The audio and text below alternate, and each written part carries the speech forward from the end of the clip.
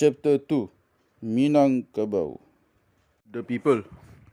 According to Minangkabau tradition, the kingdom was founded by Alexander the Great. Actually, the kingdom of Melayu, which later extended to present site of Minangkabau, was established by Hindu colonies by 7th century AD.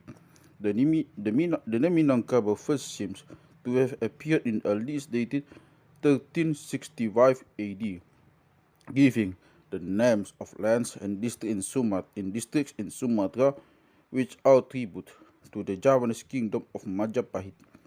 The full etymology of Minangkabau dates from the time during which the kingdom was trying to retain its independence. The legend relates that at one time the Javanese came with a great army to conquer the land. The chiefs of both sides decided to settle the issue by a fight between two Carabao. The Malays thought of a trick and allowing a calf to hunger for 10 days, burned a sub-iron point to its nose and set it free to run full tilt against the belly of the Javanese buffalo. The starving calf, in thus attempting to obtain milk, killed its adversary. In commemoration of this event, the Malay, the Malay conquerors named their land and people Minangkabau after the conquering buffalo. The story is still full. Is the story is still fully accredited among the people, and the Carabao is the symbol of national unity. In a more prosaic manner, Wanda took derives the name from Pinangkabu, an archaic expression which means original home.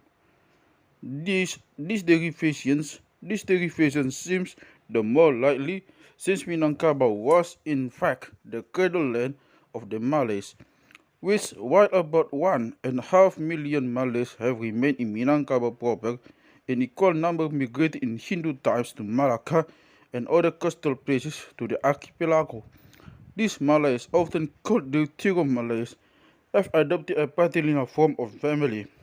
Their language is likely different at the present time from that spoken in the homeland Minangkabau.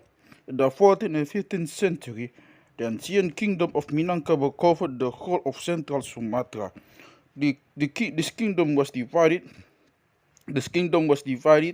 into three parts: the three luhaks, the three rantos, and the eight babs. To the luhaks or districts belong Tanu, Datar, Agam, and the Lima Pulu, 15 towns. Today, these districts form environments of Fort van der Kapellen, Fort de Kok, and Payakumbu. These three luhaks form the kernel of Minangkabau. The three Rantos states stood in loose relation to the central province, although they recognized the supremacy of Maharaja of Minangkabau. These were Rantau Kampar, Kuantan, Indragiri, and Batanghari. Once every 3 years, the ruler visited these provinces. The Egbabs, the entrances of and exits to the kingdom, were the last seaports: Padang, Priaman, Indrapura, Jambi, Indragiri, Siak, Painan, and Binkulen. The connection of the Babs to the Luhaks or central provinces was very loose, and at an early date they became entirely disconnected from the central kingdom. In the beginning of the 17th century, when the Dutch came to Sumatra, Minangkabau was already on its way toward complete disintegration. The kingdom at this time was composed of a collection of petty rajas who ruled over Lilliputian village states or negari. The overlord ruler at Palembang, the young Dipertuan, was a mere figurehead. In 1680, when King Alip died without leaving any direct heirs, the kingdom was divided into three parts. In the 19th century, the rule of the ancient kingdom came entirely at the end, the Padri rebellion giving it its final death blow. It is impossible to give an exact date for the introduction of Mohammedan law and customs into Minangkabau. According to Willink, Mohammedan Achinese pirates robbed the coast and upon occasion penetrated into the interior as early as the last half of the 14th century. By the middle of the 16th century is the date usually assigned for the introduction of Islam, yet Willing claims that a great part of Highland still was unconverted in the latter part of the 18th century.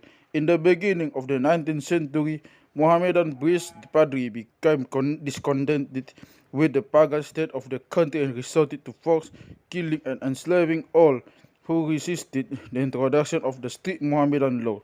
Nevertheless, the people persisted in maintaining their matrilineal order and merely made formal and outward concessions to Muslim promptings.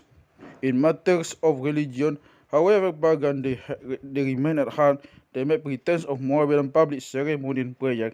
The social and political organization of the people at present is a bewildering intermixture of pagan matrilineate, Hindu and Mohammedan patrilineate, all functioning under Dutch rule.